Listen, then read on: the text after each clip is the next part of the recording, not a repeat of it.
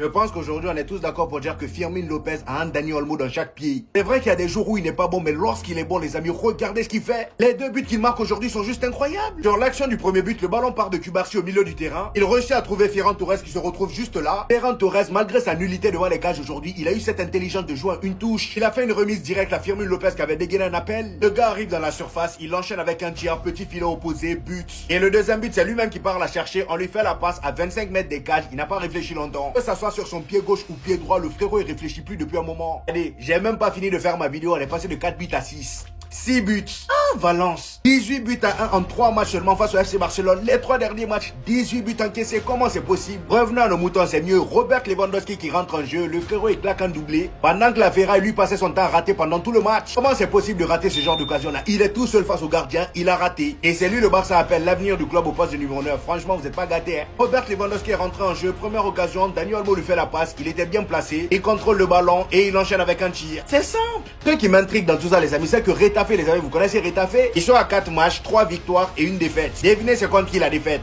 Valence. Triplé de doublé. Non, je te parle pas de Nikola Jokic. Je te parle pas de Sabonis. Je te parle pas de triple-double. Triplé de doublé. Doublé pour Fermin. Doublé pour Rafinha. Doublé pour Lewandowski. Triplé de doublé. Zama, nous, le FC Barcelone, on allait rester derrière Retafe. Honte à toutes les équipes derrière Retafe. Moi, je vais pas vous mentir. J'avais de l'appréhension. Gérard Martin, Eric Garcia en défense centrale. Je pensais qu'on allait encaisser. Valence, c'est trop nos petits en fait. Regardez de quel état il a fini. L'année dernière, 7-1. Là, 6-0. Avec une équipe bien remaniée. Mais en vrai, quand t'as ce mec-là dans ton équipe, qu'est-ce qui peut réellement t'arriver? Parce qu'il faut voir comment il a géré le milieu de terrain. Et aujourd'hui, je vais me mettre très honnête. Zéro pressing. Bon match de Gérard Martin. Très bien évidemment, t'as les incontournables. Il est venu, il l'a vu, il a vaincu. Il est rentré, il a mis son doublé, il a longé la ligne. Il a dit c'est bon, le travail est fait, on attend. Jeudi en Ligue des Champions. Pareil pour lui, le travail est fait. Et on a surtout revu Marc Bernal, le grand Marc. Il est de retour, une passe décisive pour lui. Bon, il n'a pas eu beaucoup de choses à faire, mais ça fait plaisir de le revoir dans l'effectif. Ça fait plaisir de savoir que cette saison, on va pouvoir compter sur lui. Grâce à cette victoire 6-0, le Barça devient la meilleure attaque de Liga, reprend sa place sur le podium, à la 2e place, toujours invaincu, 2 points derrière le Real. Voilà, ils sont toujours premiers, c'est mérité. Il a surtout un point d'avance sur Bilbao et sur Retafe, qui sont les 2 équipes les plus proches. Tous les petits madrilènes qui ont regardé le match, vous avez aimé? Manita, 6-0.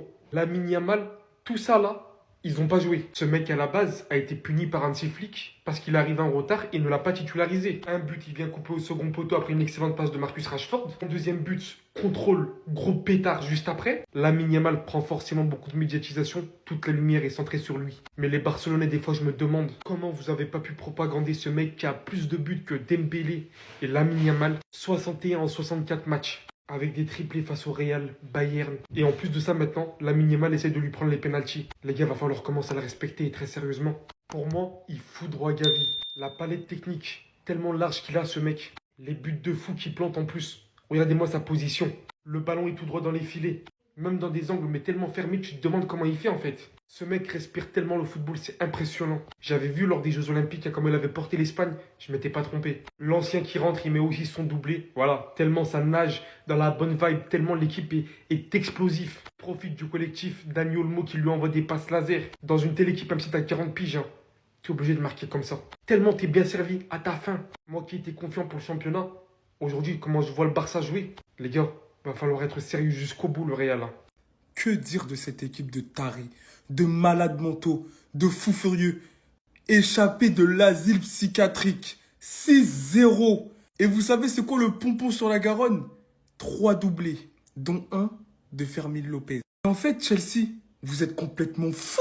40 millions pour Fermin Lopez. Vous mettez des 70 millions sur Bino Gittens, mais vous vouliez mettre que 40 millions sur un joueur comme Fermin. Mais le scam doit s'arrêter. Aujourd'hui, son doublé, sa prestation, sa frappe pure, limpide. La balle, elle était précise, limpide. Une frappe ras du sol. C'était propre. En fait, c'était de l'ASMR football. Voilà, en fait, c'est de l'ASMR football. Bien, je pense que peu de personnes vont parler de sa prestation parce que il n'a pas marqué. Mais pourquoi tout le stade à l'unisson, entraîneur compris, limite les arbitres étaient à 2 doigts d'applaudir, mais ils se sont retenus. Parce que le cerveau, Michael Scofield, comme je l'appelle, il est sorti. Pedri, quel joueur.